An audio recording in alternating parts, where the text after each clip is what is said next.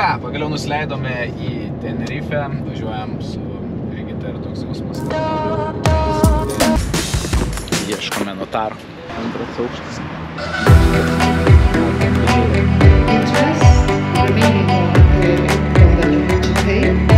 Buvau apskaitęs viską, per Google Translate vertęsis. Tai kažko naujo nesužinojom. Pasirašysim šitą dokumentą, kad susipažinom su viskuo, sutinkam su viskom sąlygom. Rytoj jau bus galutinis pasirašymas, kaip jau sakiau. Visi susitiksim. Baigsi šitas dylas. Ane? It's better to take the picture than you actually buy the house. Na, čia Hebrytė jau kažkada minėjau, skaniausias redkaris, labai rekomenduoju su kripsida. Dar balandžio mėnesį dariau video apie tai, kad pasirašėm depozitinę sutartį ir planuojam įsigyti kotedžą Tenerifėje, Ispanijoje. Ir šiandien galų gale finalizuojam šitą sandorį. Kodėl visą tai tiek užtruko nuo depozitinės sutarties iki galutinio sandorio notarinės sutarties pasirašymo užtrukom beveik 4 mėnesius. Planuoju pasidalinti visom detalėm, tai yra kiek išleidom, kiek už ką mokėjom, kaip sekėsi su viso būsto kreditų ėmimu, ką reikėtų atkreipti dėmesį, pirkti nekilnojamą turtą Tenerifėje, imant būsto paskolai, kokius niuansus, pliusus, minusus ir visas kitas detalės atskleisiu šitame video, taip kad žiūrėk toliau. Tikėtina, kad pasimokęs iš mano klaidų efektyviau galės įsigyti nekilnojamą turtą Ispanijoje. Taip pat papasakosiu dar keletą svarbių dalykų, tai kągi reikia turėti, kokius dokumentus, kokius veiksmus reikia padaryti ir ką reikia turėti, jeigu nori apskritai įsigyti nekilnojamą turtą Ispanijoje, ko reikia, jeigu nori imti būsto paskolą ir kaip dėrėti su bankais tam tikrus niuansus, į ką reikia atkreipti dėmesį, kur yra kažkokie paslėpti dalykai, ar čia yra normalūs dalykai ar nenormalūs dalykai. Pamatysi visą procesą nuo iki, nuo pasirašymo depozitinės sutarties iki jau raktų gavimo. Kažkas labai prie mašinos prisiparkavo, o aš sėdu į mašiniuką, lėkiu pasiimti Brigitos ir važiuojam pas notarą.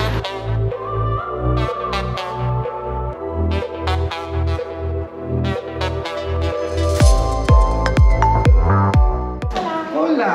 Hi. Lo que pasa es que el negro sí funciona también. Gavo ratus, sakė, kad čia šitas ištašytas. Labai daug raktų. Čia šeimininkai.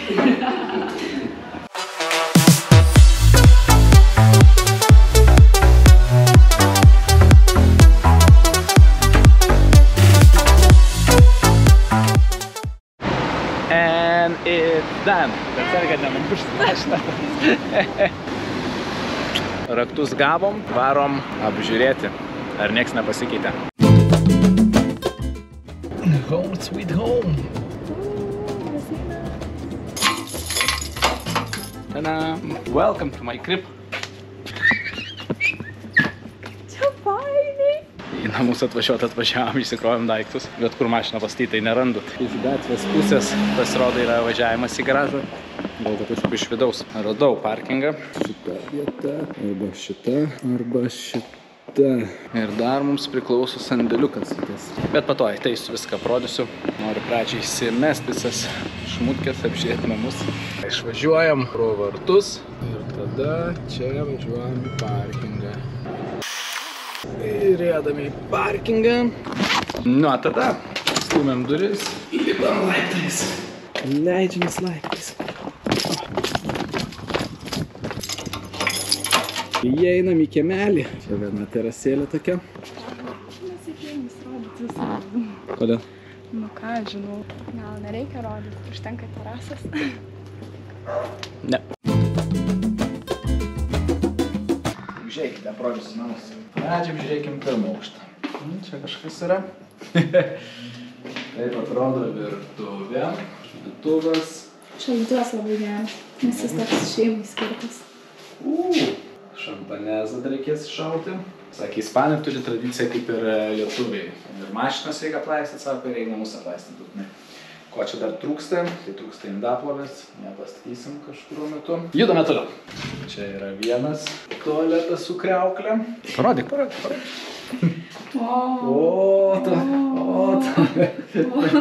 Čia pietausim, vakarieniausim, pusryčiausim. Teliko reikės didesnį, nes aš neprimatau. Čia jau nelabai ką iš taip toli matysiu, jo labiau tikrai klysteko nepažaisiu iš taip toli. Tada kas mane aploš, nors turėčiau pasiteisinimą, kad nedamačiau ir dėl to pralaimėjau. Na, čia išėjimas į terasą. Terasą galima apeiti. Daug visokių augaliukų.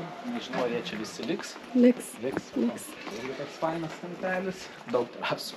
Daug terasų. Lipame į antrą aukštą. Nu, čia jau miegojimo kambariukas. Yra ir... Ten neįrodė mačiaus. Tai gerai. Ką čia tas telekas daro?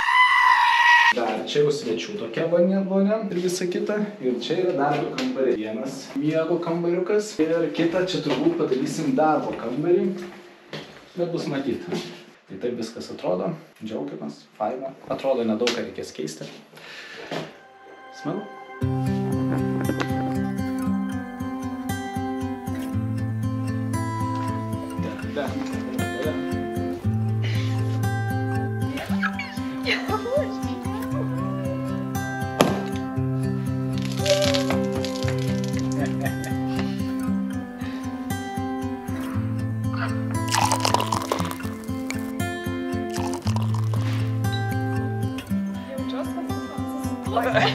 Antrą kartą. Čin. Visą dieną važinėjimų, visokių reikalų su internetu, su banku. Visais tais niuansais. O lauke kepina 33 laipsniai šilumos. Tvariam išsimaudyt. Į baseiniuką. Buvom Ikėjai, jau atvežė čiužinį, buvom pasimti. Šiaip netaip stalpinom į mašiną. Šiandien miegosim bent jau patogiai. Ir greitų metu sėsiu papasakoti daugiau niuansų visom būsto paskolom ir visų procesų su nekilnojamo turto pirkimu, su kotedžo pirkimu. Ką patyrėm per šitos 4 mėnesius.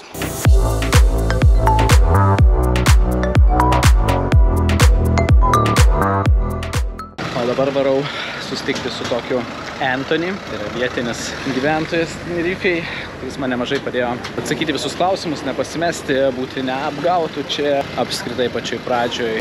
Nuomomės nuomomės iš jo vieną kartą vilą, kitais metais vilą nuomomės ir labai nuoširdus žmogus, turintis labai daug kontaktų. Su tokiais žmonėm reikia palaikyti ryšį. Apskritai, santykiai ryšiai yra labai svarbus dalykas, juos reikia bildinti, stengtis susipažinti su kaip įmanoma daugiau žmonių. Atvežu alaus, nes mėgsta. Varom dabar pavakarieniauti su žmonomis kartu, pakalbėti toliau apie verslą, apie nekilnojamą turtą, apie plėtras, nes vis ir daugiau planuoju laiko ir investicijų skirti Tenerifėj, verta apsikalbėti ir pasplanuoti bendro verslo kartu.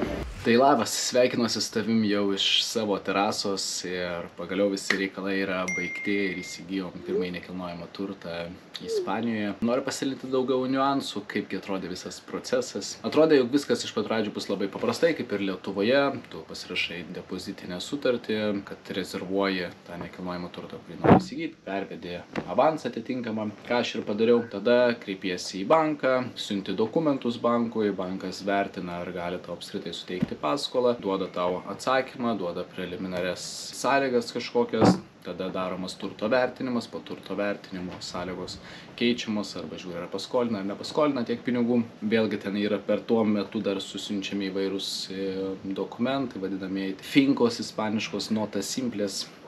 Po šiai dienai dar iki galo gerai nesupratau visų tų terminų, nors jau aiškiau, ką ir kaip daro tie dokumentai. Ir tada po vertinimo jau suderinamos galutinės sąlygos, tada reikia įsirinkti dar notarą, brokeris turi išrinkti notarą, tada pervedama likusi dalis, kadangi esi nerezidentas ir užsienio pilietis, tai reikia pradinio įnašo minimum 30%, pervedami tie pinigai į notaro sąskaitą, tada reikia vykti vėlgi į Ispaniją, tai šiuo atveju aš vykau su žmona į Tenerifę, tam, kad galėtume nuvykti pas notarą, perskaityti dar kartelį visas sutartis, ar tikrai viskas yra gerai, uždėti parašus ir tada tas 30% ir likę pinigai banko pervedami buvusiems šeimininkams, na ir mes turim kreditą ir gauname raktus nekilnojamo turto, kurį įsigijom. Tai viskas atrodo paprastai ir nesudėtingai, bet papasakosiu kiekviename žingsnėje šiek tiek daugiau detalių, į ką atkreipti dėmesį, su kokiais iššūkiais patys susidūrėm, ką šį kartą darytume kitaip, su kitu nekilnojamu turtu. Važiuojam. Taigi pirmas dalykas, ką apskritai reikia padaryti, norint pirkti nekilnojamą turtą, atsidaryti banko sąskaitą, bet ką, kas susijęs su mokesčiais ir visais kitais dalykais Ispanijoje, tai tu turi įsimti tokią NIE, tai yra NIE. Tai yra užsieniečio identifikacijos numeris arba mokesčių mokėtojo numeris užsieniečio, kuris gyvena Ispanijoje. Ir būtent šitą koduką reikia įsimti iš policijos departamento, bet tikrai Tenerifėje pilna lietuvių, kurie gali padėti tą padaryti, žino visą tą procesą. Ir aš nepamenu, kiek kainavo, bet tikrai ten kainavo gal keliasdešimt eurų tą numeriuką įsimti. Reikėjo porą kartų nuvykti iki policijos, parodyti savo pasus, pasirodyti patiems ir galiausiai mes jau gavom tą baltą A4 lapą su identifikacijos tuo numeriu. Ir tada jau turint tą koduką, galima keliauti į banką, atsidaryti banko sąskaitai, galima apskritai daryti veiklą ir daryti kitus dalykus turint tą kodą. Jis yra privalomas Ispanijoje, jeigu nori užsiimti bet kokią veiklą, atsidaryti banko sąskaitą ir taip toliau ir taip toliau. Antras dalykas, ką reikėjo padaryti dar mums būnant Ispanijoje, dar mums būnant Tenerifėje, gavus tą NIE kodą, reikėjo iš karto atsidaryti banko sąskaitos numerį. Praktiškai viskas čia yra siejama prie banko sąskaitos, komunalinė automatiškai siejama, internetas siejamas, tu turi turėti banko sąskaitą, paskolas ir visa kita. Privalomas yra ispaniška banko sąskaita. Ko mes nepadarėme, mes išskridom į Lietuvą, pasirašė depozitinę sutartį ir internetu kažkaip patvirtinti savo tapatybės ir atsidaryti internetu Ispanijos bankose sąskaitų tiesiog neįmanoma. Mes turėjom šiek tiek problemų, turėjau pervedinėti pinigus iš savo banko į Revolutą kaip užskaitį, iš Revoluto pervesti pinigus notarui. Ir kai atskridom dabar, viena iš priežasčių, dėl ko turėjom skristi papildomai į Tenerifę, dėl to, kad mums reikėjo atsidaryti banko sąskaitą tam, kad galėtume registruoti visus dalykus, tiek internetą, tiek paskolą prie ispaniškos banko sąskaitos. Ir to, kaip ir sakiau, internetu negalima padaryti, tai turint tą NIE koduką, kreipiatės į banką, fiziškai reikia kreiptis ir tokiu atveju galite atsidaryti sąskaitą. Yra skirtingi NIE kodai, yra paprastas baltas, yra vadinamasis green žalias. Su paprastu tikrai galima atsidaryti Caixa banke sąskaitą ir mes atsidarėm Bank Insert sąskaitą BBVA. Irgi tam tikrais momentais ir tam tikrais atvejais lygtais galite daryti, nors mums sakė, kad būtinai reikia to green NIE'os, kad galėtume atsidaryti tą banko sąskaitą. Tai čia buvo toksai pirmas feilas, kuris sukėlė šiek tiek nepatogumų, bet sąskaitą jau dabar esame atsidarę. Administravimas sąskaitos kainuoja 10 eurų per mėnesį. Vėlgi galima siųsti pinigus, gauti pinigus ir turėti tą sąskaitą, kiek tai nori operacijų nemokamai toliau, kainuoja 10 eurų per mėnesį.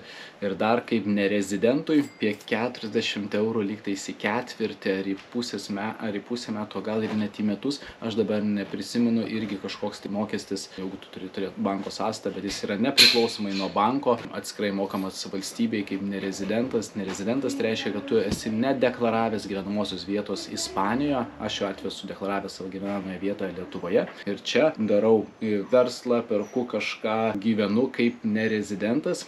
Ir man galioja visai kitokios sąlygos, mažiau lengvatų, šiek tiek brangiau viskas, negu būtų taip, jeigu aš deklaruočiau čia savo gyvenamąją vietą. Tai įsimam NIE, turim banko sąskaitą, varom atsidaryti banko sąskaitos į kažkurį iš bankų ir valia, jau du svarbus dalykai padaryti, kad mes galėtume įsigyti nekilnojamą turtą Ispanijoje. Na, o toliau prasideda visi niuansai, ką aš rekomenduoju daryti ir Lietuvoje, tai yra keliauti į kelis bankus ir klausti, kokias sąlygas mes galim gauti. Dar kai buvau Ispanijoje, balandžio mėnesį nukeliavau į Caixa banką ir Casayeta banką, užpildžiau paraiškas būsto paskolai gauti ir viskas, aišku, vyksta ispaniškai, angliškai nelabai su tavim šitie bankai, bent jau su manim bendravo, viskas vyksta per vertėją, per translatorių, ne iki galo tu viską supranti, kartais apsimeti, kad supranti, kartais bankas apsimeta, kad supranta, ką tu pasakėjai ir toksai tas pokalbis yra sudėtingas, norisi užsienyje perkant kažką ir taip, tu esi imigrantas toje vietoje, nežinantis visų vietinių peripetijų ir taip toliau. Nori bent jau angliškai visus tos dalykus girdėti, suprasti. Nežinai, kurioje vietoje kokie ten popieriai tau gali pakišti, kokie ten mokesčiai gali būti ar dar kažkokie kiti niuansai. Tiesiog turi daugiau laiko gaišti, versti, skaityti. Kas man ir nepatiko iš to, kas sėjate banko, aš atsakymą taip ir negavau, nusiuntęs visus dokumentus po šiai dienai, tai praėjo daug mėnesių, kažkaip prastai pasižiūrėjau į užsienietį, kuris nori įsigyti čia nekilnojamą turtą, iš banko pasiskolinti kažkiek tai pinigų iš banko. Kaiša bankas davė atsakymus, bet paprašė visų dokumentų būti oficialiai išverstų į ispanų kalbą. Tų dokumentų tikrai yra labai daug. Tiek laikas spaudė, tiek apskritai tie vertimai dar papildomas žingsnis. Tada žinau, kad čia yra pirma partija dokumentų, tada bus kita partija dokumentų. Buvo toksai pain in the ass visiškai. Todėl pradėjau ieškoti dar kažkokių alternatyvų, kaip galima būtų pasiskolinti pinigų europietiškai, kad bendrauti angliškai ir taip toliau. Ir mano kolega Arnoldas Kazilionis, kuris jau kurį laiką gyvena Tenerifėje su šeimyna, neperseniausiai įsigijo irgi namus Tenerifėje ir jie bendradarbiavo ir bendravo su tokiu UCI banku, kaip kredito unija. Tai UCIs irgi yra kaip remiamas ar kaip atstovas BNP Paribas banko. Trumpai tariant, iš esmės tai yra kredito unija, kuri užsiima pagrindę būsto paskolomis ir puikiai dirba ne tik su vietiniais gyventojais, bet ir su užsieniečiais. Viskas yra anglų kalba, patogiai, maloniai. Patogu į smagu. Kas mane tikrai nustebino, kad nereikia vargintis su ispanišku manjana, tai yra vėlavimu ilgais terminais, jau tau pasako pirmadienį, tai galbūt kitą pirmadienį tu gausi atsakymą arba kažkokią informaciją.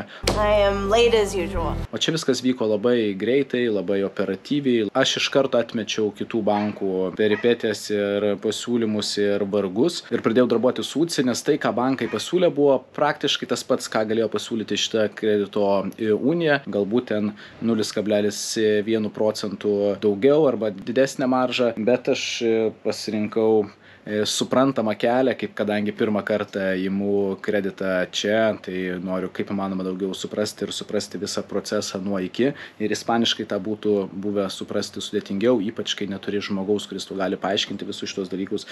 O vadybininkė Veronika, su kuria aš pradėjau darbuotis ir kuri padėjo man visų proceso metu iš UCI, atsakydavo man visus klausimus, kuriuos tik turėjau, dėl to visas procesas buvo toksai smooth.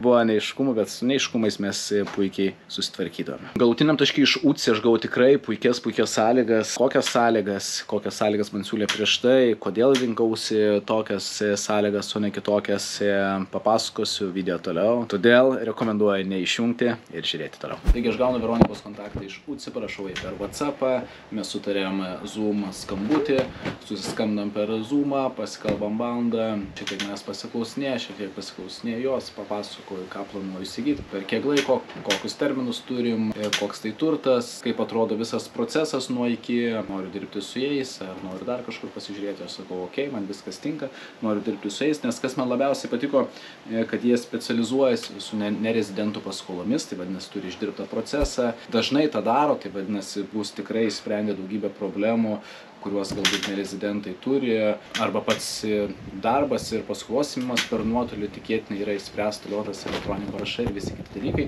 Tai ko man tinka, Veronika mane informavo, kad viską galėsim pasirašyti elektroniškai, internetu, pas juos procesas yra išdirbtas, kad maksimum, kiek jie galės paskolinti, tai yra 70%, 30% aš turiu turėti nuosavą kapitalo. Skirtumas tarp UCI ir kitų bankų buvo tas, kad UCI galėjo man suteikti paskolą ir 30 metų, kai kiti bankai užsieniečiui, nerezidentui galėjo suteikti tik tai 20 metų paskolą maksimaliai.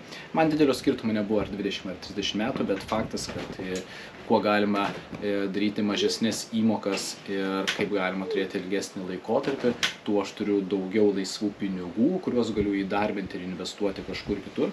Tuo man faktas, kad yra geriau ir patogiau. Kas man dar patiko, kalbant su UCI ir kodėl rinkausi bendradarbiauti būtent su jais, tai kad visas procesas ir visas darbas yra angliškai, visi dokumentai reikalingi angliškai, ką aš galėjau įsitraukti iš VMI angliškus dokumentus, deklaracijas angliškai, kas sutaupė daug laiko ir daug pinigų. Kas dar faina, kad šiaip kaip nuvariau į Ispanijos bankus, jie pasakė, mes pasiūlom tau 3% fiksuotas palūkanas, bet jeigu perki pas mus kameras, perki pas mus draudimą, gal 4 dalykus suvardino, kiekvieną kartą po 0,25 maržą mes tau sumažina. Šioje vietoje UC neturi jokių bendrų produktų, tai vadinasi, jie nedaro bonded produktų, kad jeigu šitą dar paimsim, mes to mažinsim kažką, vienintelis dalykas, ką jie gali pasiūlyti, tai yra 5 metams būsto draudimo, nekilnojamo turto draudimo, kas bet kokia atveju yra reikalinga, tai tą aš pas juos pasiėmiau, bet visi kiti, jokie kiti produktai nėra reikalingi, tau nereikia statytis ten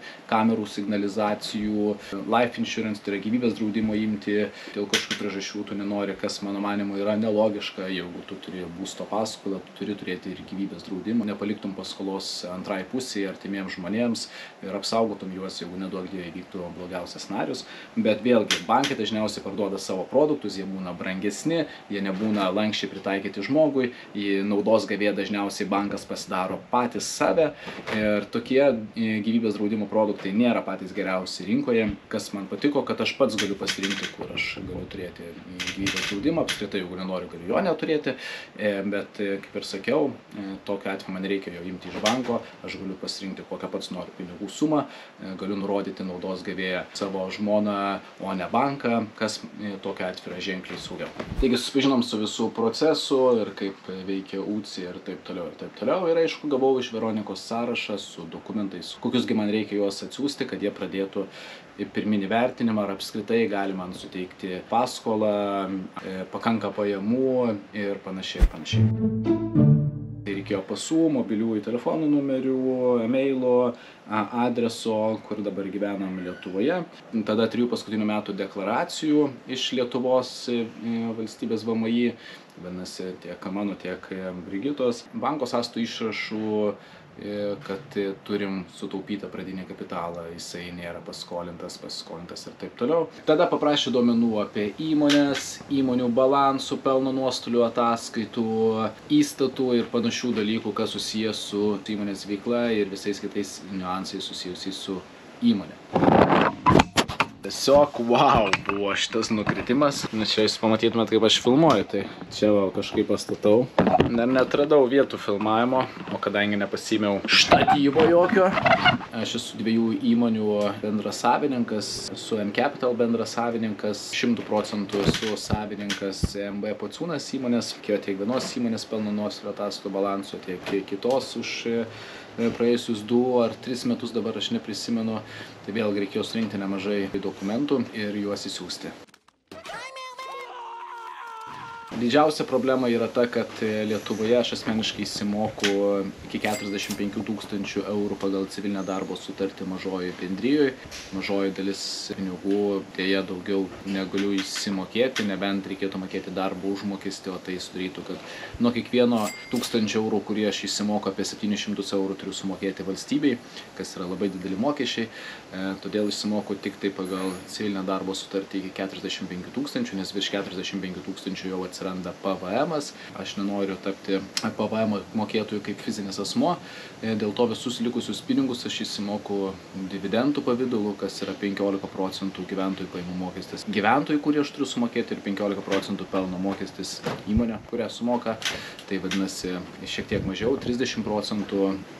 Bet dividendus jau bankai ir kitos kredito įstaigos vertina visai kitaip nei darbo užmokestį. Darbo užmokestis kažkodėl jiems yra saugiausias dalykas ir retai sutiksi, kad kredito įstaigos lankščiai pasižiūrėtų į verslininkus, į tai, kaip jie optimizuoja mokesčius, kodėl jie įsimoka dividendus ir kad darbo užmokestis toli gražu nebėra saugiausia vieta, neturėtų būti geriausiai vertinama.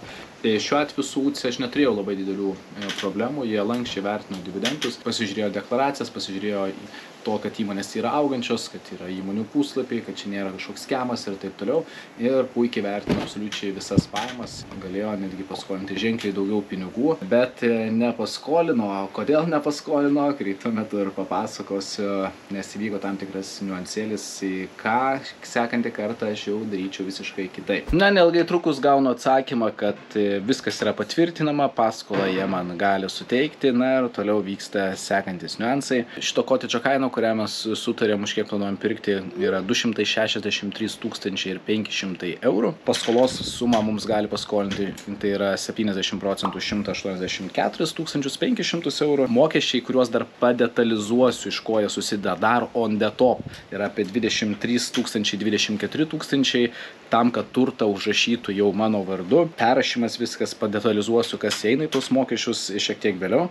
Na ir asmeninė investicija, kuri bus reikalinga, būtent jau su visais mokesčiais ir su viskuo, 102 000, apie 103 000 eurų, kuriuos reikės pervesti ir tiek reikia turėti pinigų, jeigu noriu keliauti su kreditu toliau. Ir aišku, terminas 30 metų, gauna tokias sąlygas. Ir žinoma, man atsiunčia, kaip galėtų atrodyti variantai, jeigu būtų kintamos palūkanos, jeigu būtų fiksuotos palūkanos 5 metams, 10 metų, jeigu visam laikotarpiui kokios sąlygos būtų.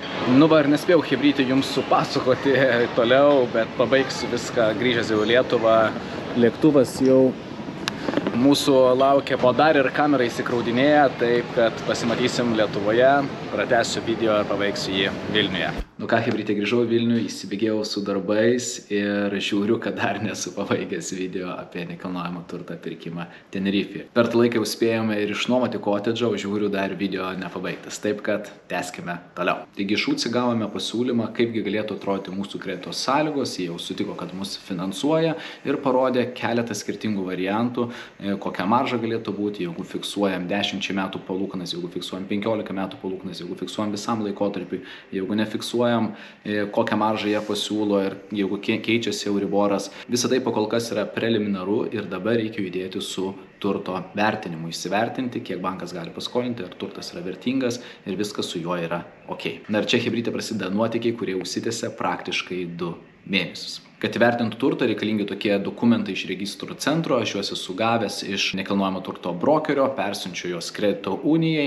jie jau sako vertintus, prieš tai dar paklausė manęs, ar norėsiu kažkokį savo vertintų tenai siūsti, ar norėsiu naudotis jų vertintojų. Faktas tas, kad aš nieko tenais nežinau, nepažįstu, neturiu kažkokių kontaktų ir taip toliau ir noriu, kad procesas visas atrodytų greitai ir paprastai, tai sakau, vertinkit jūs, siūskit savo vertintoją. Taigi UCI užsako vertinimą, apmoku sąstą 631 eurą, vertintojai vyksta į kotedžą, brokeris įleidžia, vyksta vertinimas ir gaunu atsakymą iš UCI, kad pateikti dokumentai iš brokerio ir dokumentai, kurie jie pasiima iš ispaniško registrų centro, nesutampa, yra ten kažkokia klaida. Taigi užsikuria visas šūdo malūnas, UCI kaltina brokerius, kad jie atsiuntė neteisingus dokumentus, brokeriai sako, kad jie teisingi, tada vėlgi pokalbiai su šeimininkais, kurie parduoda, jie siunčia naujus dokumentus, tuos naujus dokumentus siunčiame vėl į UCI.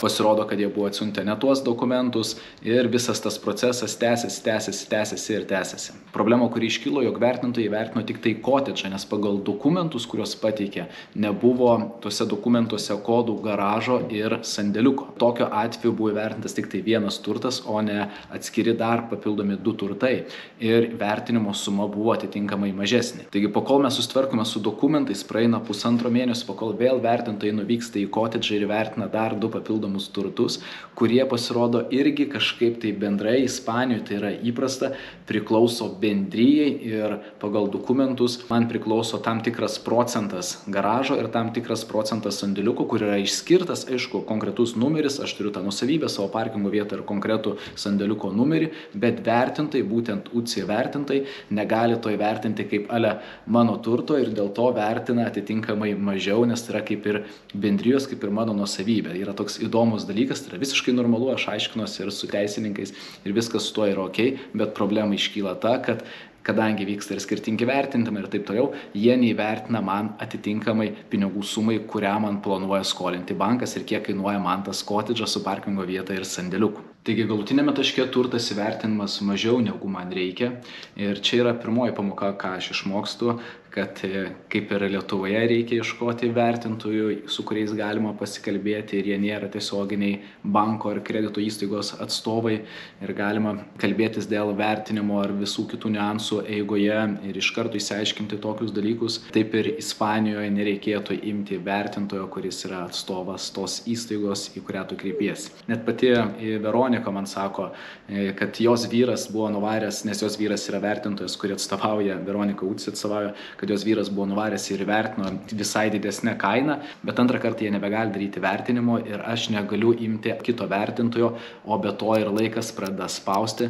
dėl to aš turiu sutikti su tuo žemesniu įvertinimu, o tai reiškia, jog mano asmeninis indėlis, kiek aš turiu įnešti vietoj 102 tūkstančių, išauga iki 137 tūkstančių. O tai reiškia, jog man gan greitai reikia sugalvoti, iš kur gauti papildomus 35 tūkstančius. Aišku, pinigai yra, galima parduoti kažkokias investicijas, bet investicijų aš nemėgstu parduoti, mėgstu toliau investuoti pinigus. Jeigu yra suinvestuoti pinigai, tegul jie būna. Pakol aš dar dirbu, sugalvosiu, kaip aktyviai per tą laiką uždirbti pinigus ir tą būtent ir padarau. Pasižiūriu, kas kur, kiek man skolingas, kokių sąskaitų galbūt nesu išrašęs, susirenku tuos likusius pinigus, kurių man reikia. Dar džiugią žinią gaunu ir prisimenu, kad dalį pinigų ašgi esu pervedęs, taip kad man reikia šiek tiek mažiau nei 35 tūkstančių. Galutinė suma, kiek aš turėsiu pervesti, yra 123 tūkstančiai, taip kad man reikia susirasti papildomus 20 kelis tūkstančius eurų, ką būtent aš ir padarau. Visoje eigoje, kadangi brokeris susifeilino ir užsitęsė visas terminas, mes pratęsėm sutarties terminą, mes turėjom kreditą pasiimti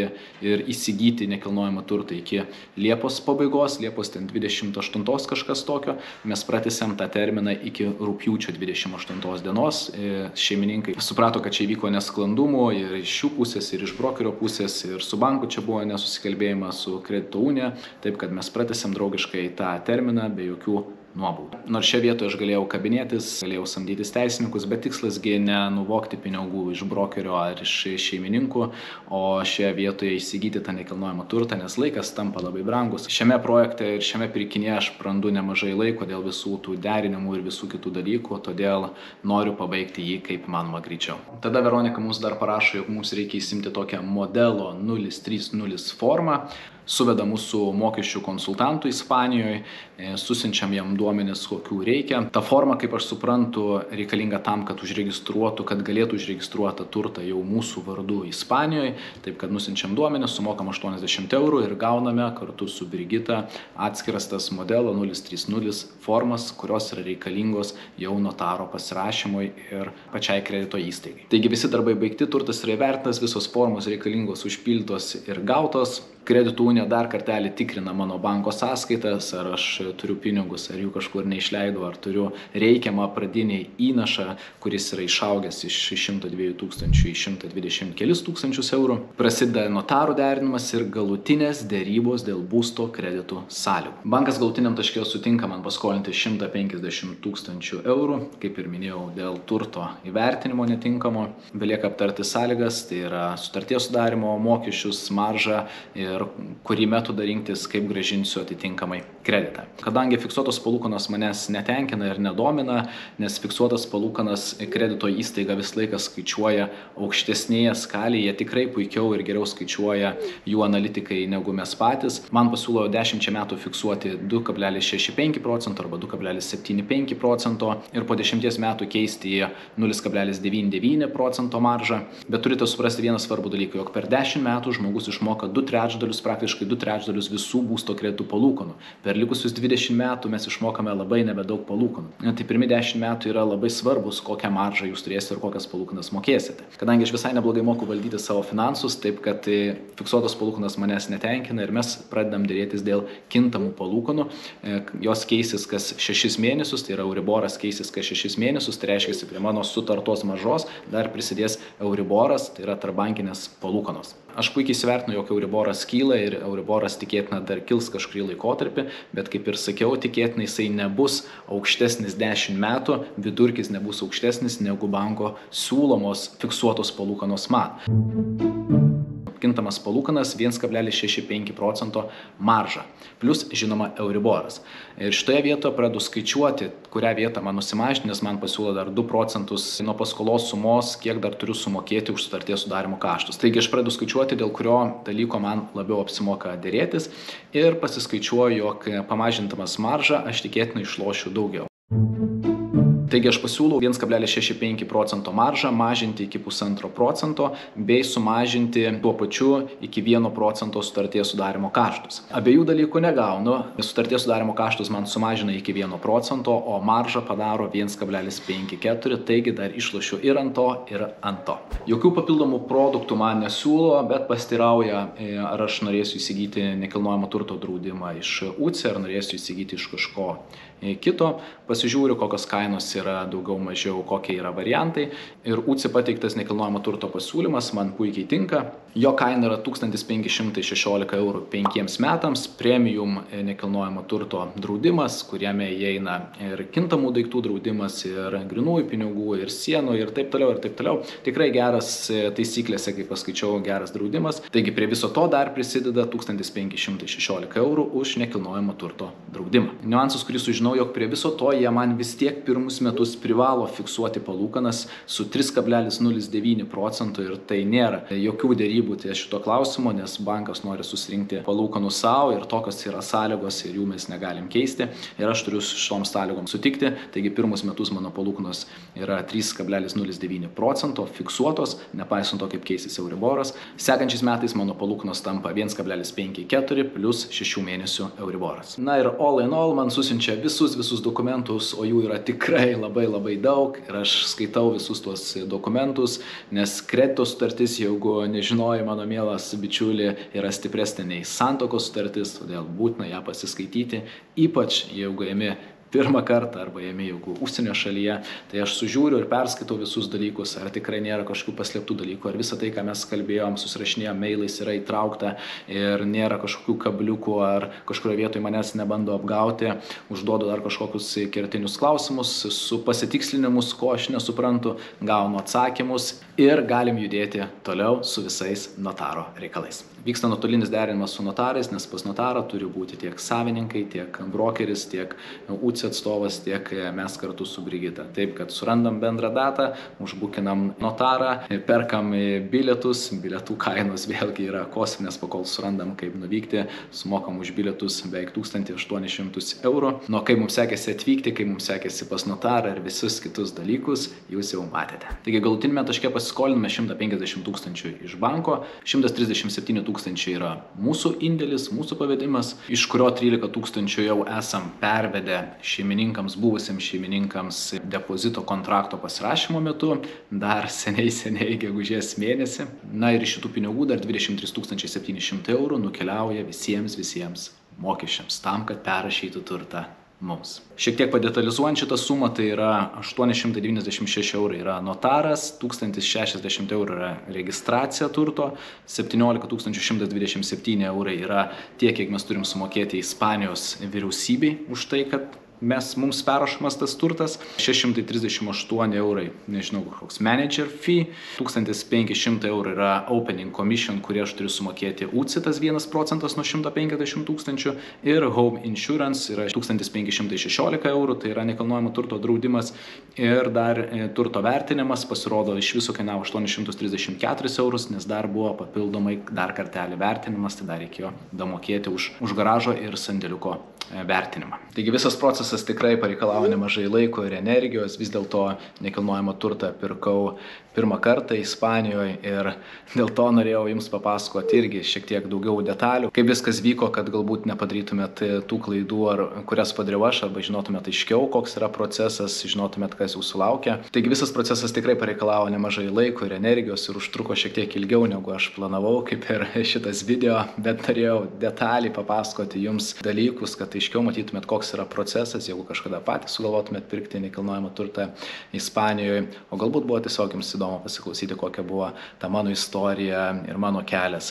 Jeigu buvo įdomu ir patiko, spustelkit like mygtuką ir būtinai lauksiu jūsų komentarų, žinučių, galbūt klausimų kažkokiu turit, arba tiesiog norit palikti atsiliepimą arba kažkokį žodį po šio video, taip kad parašykit, lauksiu jūsų komentarų. Nu, kad visas procesas būtų aiškus ir suprantamas, jeigu planuojate imti būsto kreditą arba turit būsto kreditą Lietuvoje, labai rekomenduoju sudalyvauti mūsų seminare, ką apie būsto kreditus ir finansus turi žinoti kiekvienas. Mes jį organizuojam praktiškai kiekvieną mėnesį, tai tikrai pasižiūrėkit, linką paliksiu artimiausių seminaro tiek komentaruose, tiek aprašyme.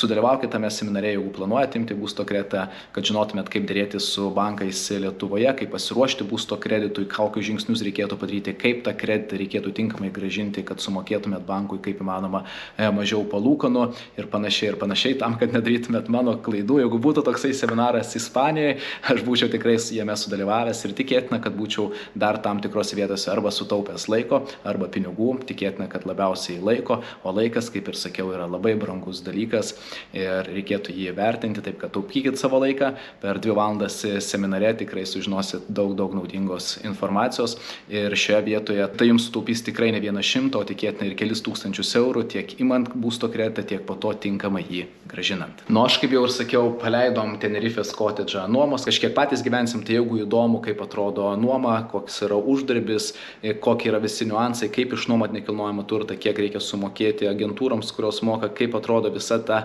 vidinė virtuvė, tai parašykit irgi komentaruose, galbūt sukursiu irgi video, jeigu bus daug norinčių apie tai. Na, o dabar turiu jums iki ir pasimatom kitose video.